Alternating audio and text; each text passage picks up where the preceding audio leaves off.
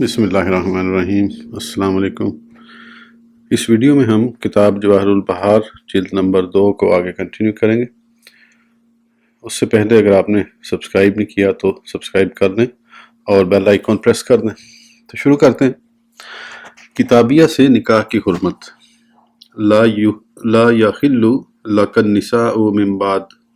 ان کے بعد اور عورتیں تمہیں حلال نہیں کی تفسیر میں امام مجاہد رضی اللہ عنہ سے امام داؤد قدسرہ نے اپنی ناسخ میں روایت کیا کہ امام مجاہد رضی اللہ عنہ نے فرمایا، مذکورہ آیت میں عورتوں سے مراد اہل کتاب کی عورتیں ہیں، یعنی اس کے بعد کتابی عورت آپ صلی اللہ علیہ وسلم کے لیے حلال نہیں ہے۔ امام سعید بن منصور قدسرہ حضرت امام مجاہد رضی اللہ عنہ سے لا یحل لک النساء من بعد، ان کے بعد اور عورتیں تمہیں حلال نہیں کی تفسیر میں راوی کہ امام مجاہد رضی اللہ عنہ نے فرمایا، یہودی اور عیسائی عورتوں کا مومنوں کی مائیں بننا نامناسب ہے۔ اصحاب شوافہ نے فرمایا، اہل کتاب کی عورتوں سے نکاح کی حرمت کی حسب ذیل وجوہ ہیں۔ کتابیہ عورتوں کا آپ صلی اللہ علیہ وسلم کی بیویاں نہ بننے کی ایک وجہ تو یہ ہے کہ سید عالم صلی اللہ علیہ وسلم کی ازواج مطہرات مومنوں کی مائیں ہیں اور آخرت میں بھی آپ صلی اللہ علیہ وسلم کی ازواج رہیں گی اور جنت میں آپ صلی اللہ علیہ وسلم ہی کے مقام میں ہوں گی، اور اس لیے بھی کہ سید عالم صلی اللہ علیہ وسلم کا مقام و منصب اس بات سے کہیں برتر ہے کہ آپ صلی اللہ علیہ وسلم اپنا مادہ سنیفہ کسی غیر مسلمہ کے رحم کو سونپ دیں، اور اس لیے بھی کہ کافرہ عورت طبعاً آپ صلی اللہ علیہ وسلم کی ہم بستری کو ناپسند کرے گی، اور اس لیے بھی کہ اللہ جل مجدہ نے آپ صلی اللہ علیہ وسلم کے لیے عورتوں کی اباحت ہجرت کے ساتھ مشروط کی ہے، جیسا کہ اللہ جل مجدہ نے فرمایا، اللہ تی ہاجر نام آکا، جنہوں نے تمہارے ساتھ ہجرت کی۔ لہذا سید عالم صلی اللہ علیہ وسلم پر جب مسلمہ غیر مہاجرہ عورت حرام قرار پائی تو غیر مسلمہ بدرجہ اولا حرام ٹھہرے گی۔ ہمارے ائمہ میں سے امام ابو اسحاق قدسرہ نے فرمایا کہ سید عالم صلی اللہ علیہ وسلم اگر کسی کتابیہ سے نکاح فرما لیتے تو وہ بوجہ آپ صلی اللہ علیہ وسلم کی شرافت و کرامت کے ضرور مشرف با اسلام ہو جاتی۔ مذکورہ الصدر وجوہات پر ہی قیاس کرتے ہوئے کچھ ائمہ کرام کا رجحان یہ ہے کہ کتابیہ لونڈی سے بھی جمع کرنا آپ صلی اللہ علیہ وسلم پر حرام ہی ہے، مگر اس قیاس میں صحیح تر یہی ہے کہ کتابیہ لونڈی سے جمع آپ صلی اللہ علیہ وسلم کے لیے حلال ہے، جیسا کہ امام ماوردی قدسرہ نے الحاوی میں فرمایا کہ سید عالم صلی اللہ علیہ وسلم نے اپنی باندی حضرت ریحانہ رضی اللہ عنہ سے ان کے مسلمان ہونے سے پہلے جمع فرمایا ہے، مگر اس صورت میں سوال یہ ہے کہ آیا ایسی لونڈی کو اس کے مسلمان ہو جانے یا اس کے اپنے ہی دین پر قائم رہنے کا اختیار دینا بھی آپ صلی اللہ علیہ وسلم پر ضروری تھا تاکہ اسے اپنے پاس رکھیں یا اس سے مفارقت اختیار فرما لیں؟ اس میں دو صورتیں ہیں، ایک ان میں سے یہ ہے کہ آپ صلی اللہ علیہ وسلم کو اختیار دینا ضروری تھا تاکہ ایسی باندی بصورت اسلام آخرت میں آپ صلی اللہ علیہ وسلم کی ازواج میں سے شمار ہو، جبکہ دوسری صورت اس کے برعکس ہے، کیونکہ سید عالم صلی اللہ علیہ وسلم نے جب حضرت ریحانہ رضی اللہ عنہ پر اسلام پیش فرمایا تھا تو انہوں نے اولاً انکار کر دیا تھا، مگر اس کے باوجود وہ آپ صلی اللہ علیہ وسلم کی ملک میں ہی رہیں اور آپ صلی اللہ علیہ وسلم انہیں مسلسل اپنی ہم بستری سے سرفراز فرماتے رہے۔ سید عالم صلی اللہ علیہ وسلم کے انہی خصائص میں سے یہ ہے کہ جس مسلمان عورت نے ہجرت نہ کی ہو اسے بھی اپنے عقد میں لانا حرام تھا۔ امام ترمذی اور امام ابن ابی حاتم قدسرہما حضرت ابن عباس رضی اللہ عنہ سے راوی کہ آپ رضی اللہ عنہ نے فرمایا، سید عالم صلی اللہ علیہ وسلم کو مومنہ مہاجرہ عورتوں کے علاوہ باقی تمام عورتوں سے نکاح کی ممانعت کی گئی ہے، جیسا کہ اللہ جل مجدہ نے فرمایا، لا یحل لک النساء من بعد ولا ان تبدل بہن من ازواج ولو اعجبک حسنہن الا ما ملکت یمینک، ان کے بعد اور عورتیں تمہیں حلال نہیں اور نہ یہ کہ ان کے عوض اور بیویاں بدلو، اگرچہ تمہیں ان کا احسان ان کا حسن بھائے مگر کنیز تمہارے ہاتھ کا مال۔ پس اللہ جل مجدہ نے سید عالم صلی اللہ علیہ وسلم کے لیے مومنہ لونڈیاں اور وہ مومنہ عورت جو نبی کریم صلی اللہ علیہ وسلم کے لیے اپنا آپ حبا کر دے حلال فرمائی ہیں، اور یہ کہ اسلام کے علاوہ ہر دوسرے دین والی عورت بھی آپ صلی اللہ علیہ وسلم پر حرام فرما دی ہے، چنانچہ اللہ جل مجدہ نے فرمایا، یا ایہا النبی انا احللنا لک ازواجک، اے غیب بتانے والے نبی ہم نے تمہارے لیے حلال فرمائی تمہاری وہ بیبیاں سے خالصاتن لک من دون المؤمنین، یہ خاص تمہارے لیے ہے، امت کے لیے نہیں، تک اور ان کے علاوہ تمام قسم کی عورتیں آپ صلی اللہ علیہ وسلم پر حرام فرما دی ہیں۔ امام ترمذی قدس سرہ نے فرمایا یہ حدیث حسن ہے۔ حضور سید عالم صلی اللہ علیہ وسلم کی انہی خصائص میں سے یہ ہے کہ مسلمان لونڈی سے آپ صلی اللہ علیہ وسلم کا نکاح کرنا حرام ہے۔ صحیح ترین یہی ہے، اس لیے کہ مسلمان لونڈی سے نکاح کا جواز زنا میں مبتلا ہونے کے خدشے سے مشروط ہے، جبکہ سید عالم اس سے معصوم ہیں، یا اس لیے کہ آزاد عورت سے عقد کرنے کی سخت نہ ہو، اور یہ بھی حضور اکرم صلی اللہ علیہ وسلم کے حق میں ناپید ہے، کیونکہ آپ صلی اللہ علیہ وسلم کا نکاح مہر کا محتاج نہیں۔ نیز یہ تصور بھی ناممکن ہے کہ جس مسلمہ لونڈی سے آپ صلی اللہ علیہ وسلم نکاح فرمائیں گے اس سے ہونے والا بچہ غلام ہوگا، جس طرح وہ شخص جو کسی لونڈی سے عقد کرتا ہے تو اس منکوحہ لونڈی سے ہونے والا بچہ اس کا غلام ہوتا ہے، جبکہ جان عالم صلی اللہ علیہ وسلم کا منصب شریف اس سے کہیں بالا تر ہے۔ امام رافع قدس سرہ نے فرمایا جو شخص مسلمہ لونڈی سے نکاح کے جواز کا قائل ہے، اس کے نزدیک بھی زنا کا خدشہ لونڈی کے حق میں ہی شرط کیا گیا ہے، اور اسی طرح نکاح کی طاقت کا نہ ہونا بھی آپ صلی اللہ علیہ وسلم کے علاوہ ساتھ مشروط ہے۔ اسی بنا پر سید عالم صلی اللہ علیہ وسلم کے لیے ایک سے زائد لونڈیوں کا رکھنا جائز ہے، جبکہ امت کے لیے یہ جائز نہیں۔ اگر جان عالم صلی اللہ علیہ وسلم کا نکاح کسی مسلمہ لونڈی سے فرض بھی کر لیا جائے اور اس سے آپ صلی اللہ علیہ وسلم کا بچہ بھی پیدا ہو جائے تو اولاً نہ تو وہ بچہ غلام ہوگا اور نہ ہی اس لونڈی کے مالک کے لیے سید عالم صلی اللہ علیہ وسلم پر اس بچے کی قیمت ادا کرنا لازم ہوگا، اس لیے کہ اس بچے کی غلامی محال ہے۔ صحیح مذہب یہی ہے۔ امام رافع قدس سرہ نے فرمایا اگر جان عالم صلی اللہ علیہ وسلم کے حق میں نکاح غرور فرض کر لیا جائے تو اس تقدیر پر آپ صلی اللہ علیہ وسلم پر بچے کی قیمت ادا کرنا لازم نہیں ہے۔ امام ابن رفع قدس سرہ نے مطلب میں ذکر فرمایا کہ سید عالم صلی اللہ علیہ وسلم کے حق میں نکاح غرور اور پھر اس کے ذریعے سے جمع کا تصور ناممکن ہے، اس لیے کہ شبہ کے جمع میں اگرچہ گناہ نہیں مگر یہ حرام ضرور ہے، اور سید عالم صلی اللہ علیہ وسلم کا مقدس دامن اس سے مبرہ ہے، اور اس کے جواز کا قائل ہونا بھی جائز ہے، اس لیے کہ یہ بالاجماع گناہ نہیں، جیسے بھول سے کوئی غلط کام کرنے میں گناہ نہیں ہے۔ آنکھ سے اشارہ کرنے کی حرمت۔ سید عالم صلی اللہ علیہ وسلم کے انہی خصائص میں سے یہ ہے کہ آپ صلی اللہ علیہ وسلم کے لیے آنکھ سے اشارہ کرنا حرام ہے۔ ابو داؤد، امام نسائی، امام بیہقی قدس اسرارہم اور امام حاکم قدس سرہ نے اس کی تصحیح کرتے ہوئے حضرت سعد بن ابی وقاص رضی اللہ عنہ سے روایت کیا کہ حضور نبی اکرم صلی اللہ علیہ وسلم نے فتح مکہ کے دن 4 آدمیوں کے علاوہ سب لوگوں کو پناہ دے دی تھی، اور ان 4 میں سے ایک عبداللہ بن ابی سرح بھی تھا جو امیر المومنین حضرت عثمان بن عفان رضی اللہ عنہ کے پاس پناہ گزین رہا۔ پھر جب سید عالم صلی اللہ علیہ وسلم نے پناہ گزینوں کو بیعت کے لیے بلایا تو عبداللہ مذکور بھی حاضر خدمت ہو کر کہنے لگا یا رسول اللہ صلی اللہ علیہ وسلم، عبداللہ کو بھی بیعت فرما لیجئے۔ اس پر حضور سرور عالم صلی اللہ علیہ وسلم نے 3 مرتبہ سر انور اٹھا کر اس کی طرف اس انداز سے دیکھا کہ گویا آپ صلی اللہ علیہ وسلم اسے بیعت کرنے سے انکار فرما رہے ہیں۔ پھر تیسری بار کے بعد آپ صلی اللہ علیہ وسلم نے اسے بیعت فرما لیا۔ ازاں بعد سید عالم صلی اللہ علیہ وسلم نے صحابہ کرام کی طرف متوجہ ہو کر فرمایا کیا تم میں کوئی ایسا زیرک آدمی نہ تھا کہ جب وہ مجھے اس کے بیعت کرنے سے رکتا ہوا دیکھ رہا تھا تو اٹھ کر اس کا خاتمہ کر دیتا؟ صحابہ کرام بولے یا رسول اللہ صلی اللہ علیہ وسلم، ہمیں آپ صلی اللہ علیہ وسلم کا اندرونی بھید معلوم نہ ہو سکا تھا۔ یا رسول اللہ صلی اللہ علیہ وسلم، آپ صلی اللہ علیہ وسلم نے اپنی آنکھ مبارک سے اشارہ ہی فرما دیا ہوتا تاکہ ہم اسے ٹھکانے لگا دیتے۔ اس پر آپ صلی اللہ علیہ وسلم نے فرمایا یہ نبی کی شان کے مناسب نہیں کہ وہ آنکھوں سے کسی امر کے تحقق کا اشارہ کرے۔ اسی طرح کی روایت امام ابن سعد قدس سرہ نے بھی حضرت ابن المسیب رضی اللہ عنہما سے مرسلاً روایت کی ہے، جس کے آخر میں اس طرح ہے اشارے سے کام لینا ایک طرح کی خیانت ہے اور اشارہ کرنا نبی کی شان نہیں ہوا کرتی۔ امام رافع قدس سرہ نے فرمایا آنکھوں کی خیانت کا مطلب یہ ہے کہ بظاہر نفس الامر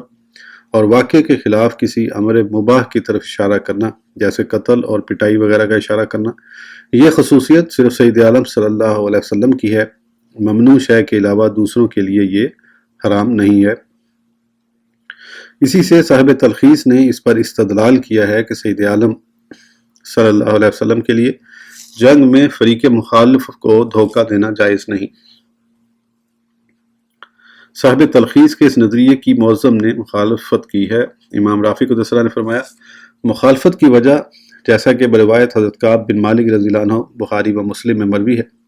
یہ تو مشہور ہے ہی کہ سید عالم صلی اللہ علیہ وسلم جب کسی جنگی سفر کا قصد فرمایا کرتے تھے تو جائے محودہ کے علاوہ دوسری جانب کا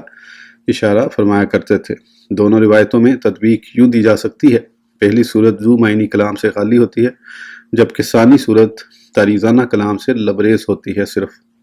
فرق یہ ہے کہ آنکھوں سے اشارہ کرنا مشیر کے لیے معیوب ہوتا ہے جبکہ بڑے بڑے اہم امور میں تعریض سے کام لینا معیوب نہیں ہوتا۔ تبصرہ سیوطی قدس سرہ، امام سیوطی قدس سرہ نے فرمایا میں کہتا ہوں کہ امام بیہقی قدس سرہ دلائل میں حضرت ابو ہریرہ رضی اللہ عنہ سے راوی کہ حضور سید عالم صلی اللہ علیہ وسلم نے مدینہ منورہ کو جاتے ہوئے حضرت امیر المومنین ابو بکر صدیق رضی اللہ عنہ سے فرمایا جب کوئی پوچھے تو میرے بارے میں لوگوں کو مشغول رکھے رہو، اس لیے کہ نبی کے لیے غلط بیانی مناسب نہیں۔ چنانچہ حضرت امیر المومنین صدیق رضی اللہ عنہ سے جب کوئی پوچھتا تم کون ہو تو آپ رضی اللہ عنہ فرماتے باغی یعنی طالب خیر ہوں، اور پھر جب آپ رضی اللہ تعالیٰ عنہ سے پوچھا جاتا کہ تمہارا ہمراہی کون ہے تو آپ رضی اللہ عنہ فرماتے یہ میرا رہبر ہے جو مجھے راستہ دکھاتا ہے۔ الحدیث۔ یہ روایت اس امر کی نشاندہی کرتی ہے کہ خاص معاملات میں بھی انبیاء کرام علیہ السلام کے لیے تو یہ ذو معنی کلام مناسب نہیں ہے۔ رہا امیر المومنین حضرت صدیق اکبر رضی اللہ عنہ کا کلام تو وہ کوئی واقعہ اور نفس الامر کے خلاف نہ تھا بلکہ توریہ تھا۔ ہادی یہدینی کے کلام سے آپ رضی اللہ عنہ کی مراد یہ تھی کہ یہدین سبیل خیر یعنی میرا ہمراہی وہ ہے جو مجھے اسلام و آشتی کی راہ دکھلاتا ہے۔ مگر آپ رضی اللہ عنہ کے اس کلام کو فقط ظاہر کے اعتبار سے کذب پر محمول کیا گیا ہے، یعنی جھوٹ پر محمول کیا گیا ہے، اور اسی روایت سے حضرت ابراہیم علیہ نبینا و علیہ السلام کے اس ارشاد کی بھی وضاحت ہو جاتی ہے کہ حدیث شفاعت میں آپ علیہ السلام کی سفارش کی بابت مروی ہے کہ آپ علیہ السلام عذر فرماتے ہوئے فرمائیں گے میں نے بظاہر 3 مرتبہ خلاف واقعہ باتیں کی ہیں، اس لیے کہ وہ تو صرف توریہ تھے یعنی تعریضاً کلام تھا جس کا مقصد صرف مخاطب کی توجہ ہٹانا تھا۔ لہذا ظاہر یہی ہے کہ حضرات انبیاء کرام علیہ السلام کے علو مرتبہ کے پیش نظر ان کے لیے ایسا کلام بھی ممنوع ہونا ان کے خصائص سے ہے۔ اسی لیے حضرت ابراہیم علیہ السلام نے اس کلام کو اپنے لیے کذب سمجھا۔ ابن سبا قدس سرہ نے حضور سرور عالم صلی اللہ علیہ وسلم کے خصائص میں سے یہ بھی گنا ہے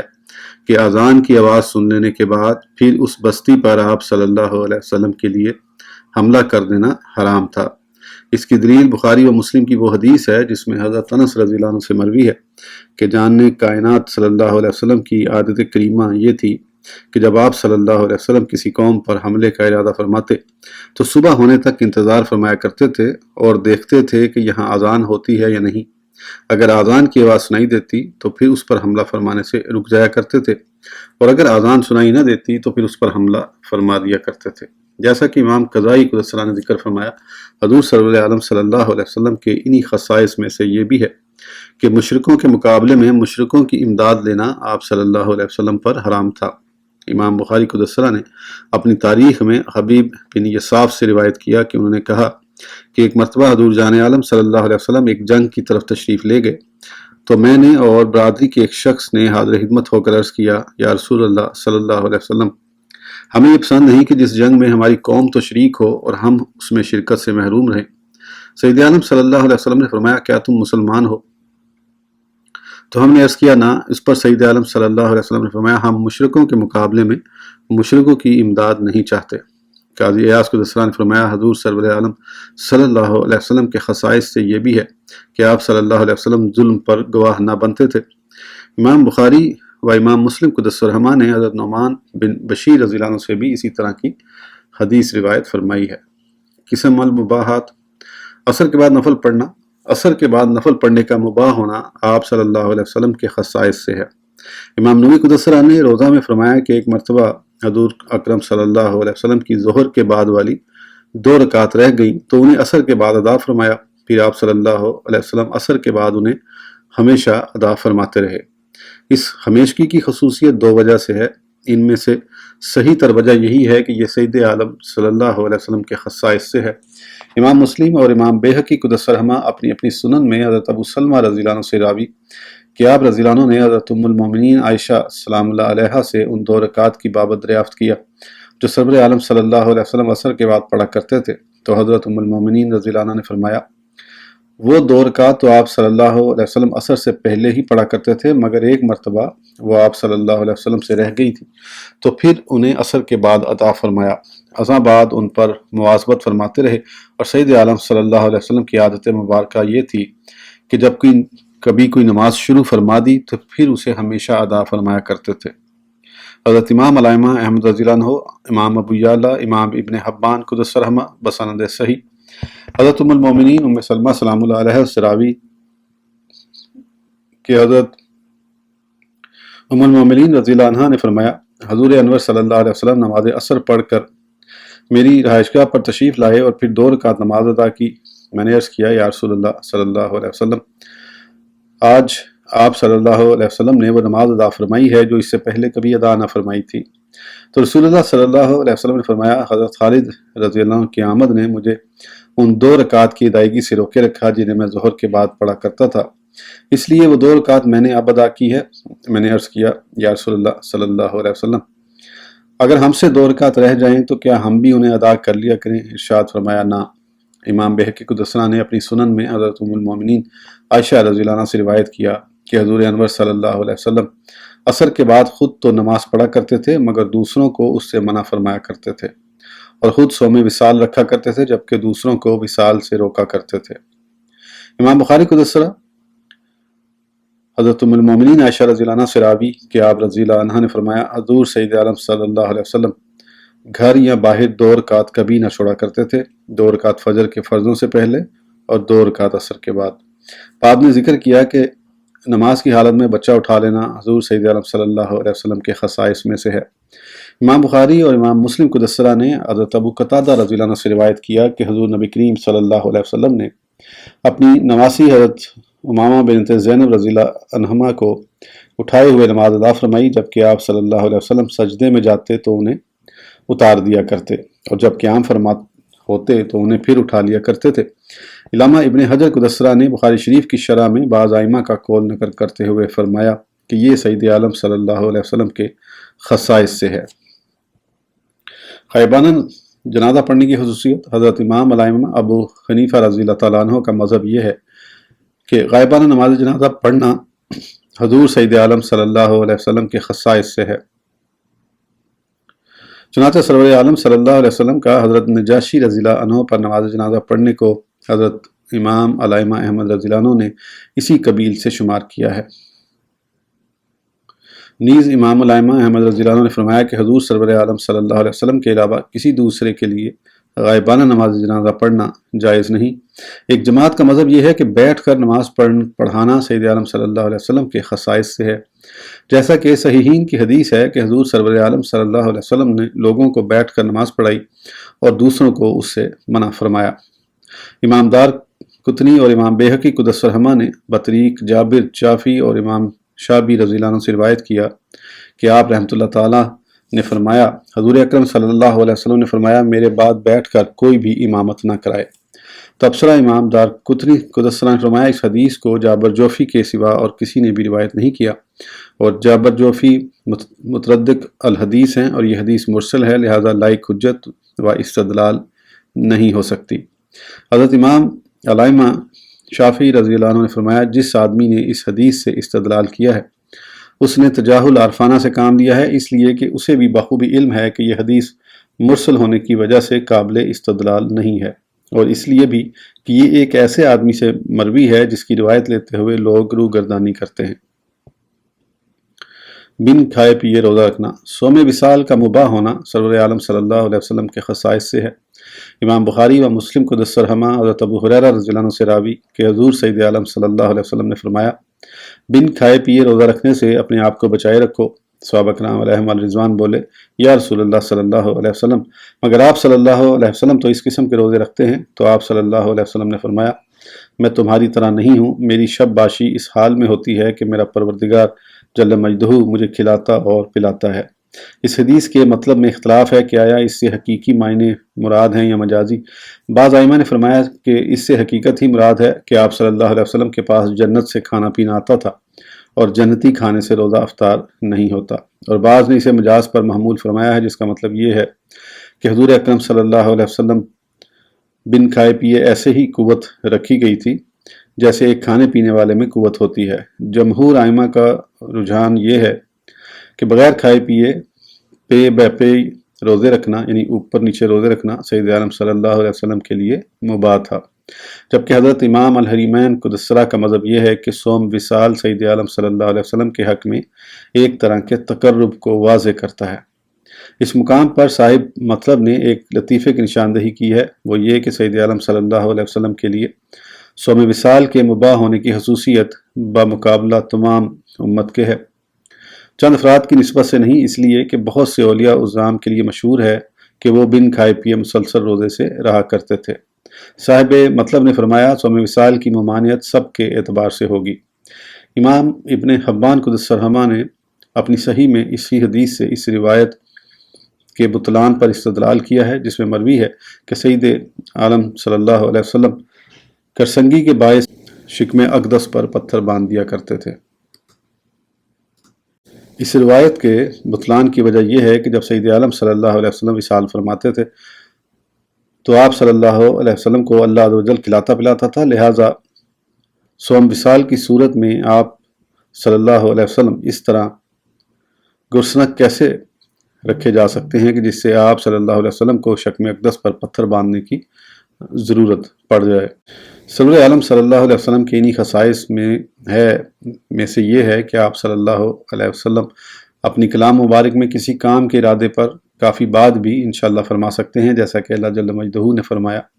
وَلَا تَقُولَنَّ لِشَيْءٍ إِنِّي فَاعِلٌ ذَلِكَ غَدًا إِلَّا أَن يَشَاءَ اللَّهُ وَاذْكُرْ رَبَّكَ إِذَا نَسِيتَ، اور ہرگز کسی بات کو نہ کہنا کہ میں کل کر دوں گا مگر یہ کہ اللہ چاہے، اور اپنے رب کی یاد کر جب تو بھول جائے۔ امام طبرانی اور امام ابن حبی حاتم قدس سرہما اسی آیت کی تفسیر میں حضرت ابن عباس رضی اللہ عنہما سے راوی کہ حضرت ابن عباس رضی اللہ عنہما نے فرمایا، مذکورہ آیت کریمہ میں گویا فرمایا جا رہا ہے، اے حبیب مکرم صلی اللہ علیہ وسلم، جب آپ صلی اللہ علیہ وسلم انشاءاللہ کہنا فراموش فرما دیں تو پھر یادآوری پر انشاءاللہ فرما لیا کریں۔ نیز حضرت ابن عباس رضی اللہ عنہما نے فرمایا کہ یہ خصوصیت صرف سید عالم صلی اللہ علیہ وسلم ہی کی ہے،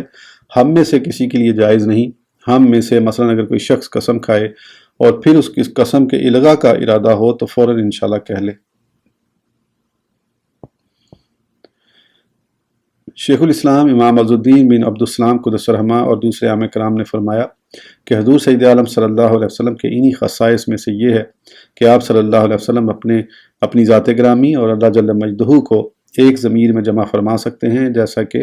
آپ صلی اللہ علیہ وسلم نے فرمایا، اب زیر زبر کے بغیر ہے اس لیے میں اس کو نہیں پڑھ رہا، ضمیر واحد سے اللہ جل مجدہ اور اس کے رسول مکرم کو اکٹھا کر کے بیان کرنا دوسروں کے لیے ممنوع ہے،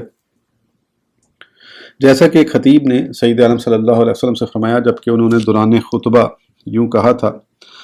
اللہ جل مجدہ اور اس کے رسول محتشم صلی اللہ علیہ وسلم کا متی کامیاب اور اس کا نافرمان نامراد ہے، تو اچھا خطیب نہیں ہے، اس طرح نہ کہو بلکہ یوں کہو وَمَن یَعْصِ اللَّهَ۔ ائمہ کرام نے فرمایا اللہ جل مجدہ اور رسول کریم صلی اللہ علیہ وسلم کا ایک ضمیر میں جمع کرنا سید عالم صلی اللہ علیہ وسلم کے علاوہ دوسروں کے لیے اس لیے ممنوع ہے کہ جب دوسرا آدمی جب دونوں کو ایک ضمیر میں جمع کرے گا تو پھر دونوں میں برابری کا وہم پیدا ہو سکتا ہے، جبکہ یہ بات سید عالم صلی اللہ علیہ وسلم سے متصور نہیں ہو سکتی، کیونکہ آپ صلی اللہ علیہ وسلم کے عالی منصب سے یہ تصور ناممکن ہے۔ سید عالم صلی اللہ علیہ وسلم کے انہی خصائص میں سے یہ ہے کہ آپ صلی اللہ علیہ وسلم پر زکوٰۃ واجب نہیں ہے۔ صوفیہ سلسلہ عالیہ شاذلیہ کے استاد حضرت شیخ تاج الدین بن عطاء اللہ قدس رحمہ نے اپنی کتاب التنویر میں فرمایا، انبیاء کرام علیہ السلام پر زکوٰۃ اس لیے واجب نہیں ہوتی کہ ان کی اللہ جل مجدہ کے ساتھ کوئی ملکیت نہیں ہوتی، ہاں ان کے سینوں میں محفوظ اللہ جل مجدہ کی امانتیں ہوتی ہیں جنہیں وہ جہاں خرچ کرنا ہوتا ہے خرچ کرتے ہیں اور جہاں روکنا ہوتا ہے روک دیتے ہیں، اور اس لیے بھی کہ زکوٰۃ میلے کچیلے کو پاک کیا کرتی ہے، جبکہ حضرات انبیاء کرام علیہ السلام اپنی معصومیت و عفت کے باعث میل و کچیل سے بری ہوتے ہیں۔ مال فئی سے 20واں حصہ اور مال غنیمت و فئی سے 25واں حصہ لے لینا سید عالم صلی اللہ علیہ وسلم کے خصائص سے ہے، اور غنیمت کی تقسیم سے قبل اپنے لیے لونڈی وغیرہ منتخب کر لینا بھی سید عالم صلی اللہ علیہ وسلم کے خصائص سے ہے۔ اللہ جل مجدہ نے فرمایا ما آفا اللہ علی رسولہ من اہل القوہ فللہ وللرسول، جو غنیمت دلائی اللہ نے اپنے رسول کو شہر والوں سے وہ اللہ اور اس رسول کی ہے۔ اور فرمایا وَاعْلَمُوا أَنَّمَا غَنِمْتُم مِّن شَيْءٍ فَأَنَّ لِلَّهِ خُمُسَهُ، اور جان لو کہ جو کچھ غنیمت لو تو اس کا 5واں حصہ خاص اللہ کے لیے۔ امام علامہ احمد رضی اللہ عنہ اور امام بخاری و مسلم قدس سرہما حضرت امیر المومنین عمر فاروق اعظم رضی اللہ عنہ سے راوی کہ آپ رضی اللہ عنہ نے فرمایا اللہ جل مجدہ نے رسول کریم صلی اللہ علیہ وسلم کو اس مال فئی میں تصرف کی وہ خصوصیت عطا فرمائی ہے جو آپ صلی اللہ علیہ وسلم کے علاوہ کسی اور کو نہ مل سکی، جیسا کہ اللہ جل مجدہ نے فرمایا وما آفا اللہ علی رسولہ منہم فما اوجفتم علیہ من خیل ولا رکاب ولکن اللہ یسلط رسولہ علی من یشاء واللہ علی کل شیء قدیر، اور جو غنیمت دلائی اللہ نے اپنے رسول صلی اللہ علیہ وسلم کو ان سے، تو تم نے ان پر نہ اپنے گھوڑے دوڑائے تھے اور نہ اونٹ، ہاں اللہ اپنے رسولوں کے قابو میں دے دیتا ہے جسے چاہے، اور اللہ سب کچھ کر سکتا ہے۔ چنانچہ یہ سید عالم صلی اللہ علیہ وسلم کی خصوصیت ہے کہ آپ صلی اللہ علیہ وسلم اس مال میں سے اپنے اہل و عیال کے لیے 1 سال کا نفقہ پس انداز رکھنے کے بعد باقی کو اللہ جل مجدہ کے مال کا مصرف بنا دیتے تھے۔ سید عالم صلی اللہ علیہ وسلم زندگی بھر اسی معمول پر عمل پیرا رہے۔ پھر جب سید عالم صلی اللہ علیہ وسلم وصال فرما گئے تو حضرت ام المومنین ابو بکر صدیق رضی اللہ عنہ نے خلیفہ منتخب ہونے پر فرمایا میں رسول اللہ صلی اللہ علیہ وسلم کا جانشین ہوں، چنانچہ آپ رضی اللہ عنہ بھی اس میں وہی عمل فرماتے رہے جو سید عالم صلی اللہ علیہ وسلم نے فرمایا تھا۔ امام ابو داؤد اور امام حاکم قدس سرہما حضرت عمرو بن حبصہ رضی اللہ عنہ سے راوی کہ آپ رضی اللہ عنہ نے فرمایا حضور سرور عالم صلی اللہ علیہ وسلم نے فرمایا تمہاری غنیمتوں میں سے میرے لیے خمس کے سوا کوئی شے روا نہیں، اور خمس بھی تم میں لوٹا دیا گیا ہے۔ امام ابن سعد اور حافظ ابن عساکر قدس سرہما نے حضرت عمر بن حکم رضی اللہ عنہ سے روایت کیا کہ آپ نے فرمایا جب بنو قریظہ گرفتار ہوئے تو تمام قیدی سید عالم صلی اللہ علیہ وسلم کی خدمت میں حاضر کیے گئے، جن میں زید بن عمرو کی بیٹی ریحانہ بھی تھی۔ پھر سید عالم صلی اللہ علیہ وسلم کے حکم سے وہ علیحدہ کر دی گئیں، اور سید عالم صلی اللہ علیہ وسلم کو اختیار ہوتا تھا کہ اپنے لیے غنیمت سے کوئی شے منتخب فرما لیں۔ امام بہقی قدس سرہ نے اپنی سنن میں حضرت یزید بن شخیر رضی اللہ عنہ سے، اور انہوں نے ایک دیہاتی صحابی رضی اللہ عنہ سے روایت کیا کہ سید عالم صلی اللہ علیہ وسلم نے انہیں چمڑے کے ایک ٹکڑا میں یوں تحریر فرمایا محمد رسول اللہ صلی اللہ علیہ وسلم کی طرف سے بنی زہیر بن عکیش کی طرف، سن لو اگر تم نے اس کی گواہی دی کہ پرستش کے لائق اللہ ہے اور محمد صلی اللہ علیہ وسلم اس کے رسول ہیں، اور تم نے نماز قائم کی اور زکوٰۃ ادا کی اور غنیمت کا خمس ادا کیا اور نبی کریم صلی اللہ علیہ وسلم کا حصہ اور منتخب حصہ ادا کیا، تو تمہیں اللہ جل مجدہ اور اس کے رسول اکرم صلی اللہ علیہ وسلم کی طرف سے پناہ ہے۔ ابن عبد البر نے کہا کہ ہم صفی منتخب حصے کا ثبوت صحیح آثار میں مشہور اور علماء کے نزدیک معروف ہے، اور اہل سیہ کا اس میں اتفاق ہے کہ حضرت ام المومنین صفیہ رضی اللہ عنہ بھی اسی حصے سے تھیں، اور علماء کرام کا اس پر بھی اتفاق ہے کہ یہ صرف سید عالم صلی اللہ علیہ وسلم کے ساتھ مختص ہے۔ امام رافع قدس سرہ نے فرمایا سید عالم صلی اللہ علیہ وسلم کی تلوار ذوالفقار بھی نہم صفی سے تھی۔ سرور عالم صلی اللہ علیہ وسلم کے انہی خصائص میں سے یہ ہے کہ آپ صلی اللہ علیہ وسلم اپنے لیے جاگیر مقرر فرما سکتے ہیں، اور یہ بھی سید عالم صلی اللہ علیہ وسلم کی خصوصیت ہے کہ جس کو آپ صلی اللہ علیہ وسلم جاگیر عطا فرما دیں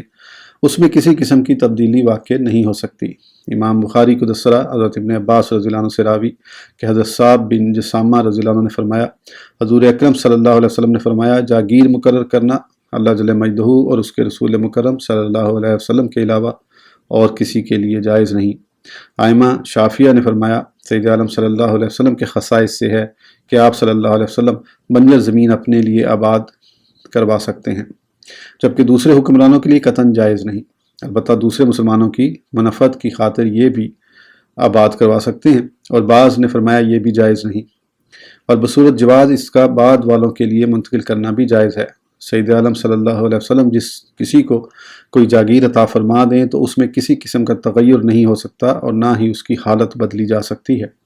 اور سید عالم صلی اللہ علیہ وسلم کی عادت کریمہ یہ تھی کہ آپ صلی اللہ علیہ وسلم کسی جگہ کے مفتوح ہونے سے قبل ہی کچھ حصہ اراضی لوگوں کو عطا فرما دیا کرتے تھے، اور یہ اس لیے ہے کہ آپ صلی اللہ علیہ وسلم کو اللہ جل مجدہ نے زمینوں کا مالک بنا دیا ہے کہ آپ صلی اللہ علیہ وسلم ان میں حسب منشا تصرف فرما سکتے ہیں۔ چنانچہ سید عالم صلی اللہ علیہ وسلم نے حضرت تمیم دارمی رضی اللہ عنہ اور ان کی اولاد کو بیت المقدس کی فتح سے قبل ہی وہاں کے ایک قصبے کی جاگیر عطا فرما دی تھی، جو آج تک ان کی اولاد کے قبضے میں چلی آ رہی ہے۔ آج کی ویڈیو کے لیے اتنا ہی، پھر انشاءاللہ اگلی ویڈیو میں آگے کنٹینیو کریں گے۔ اس وقت تک کے لیے اجازت دیجیے،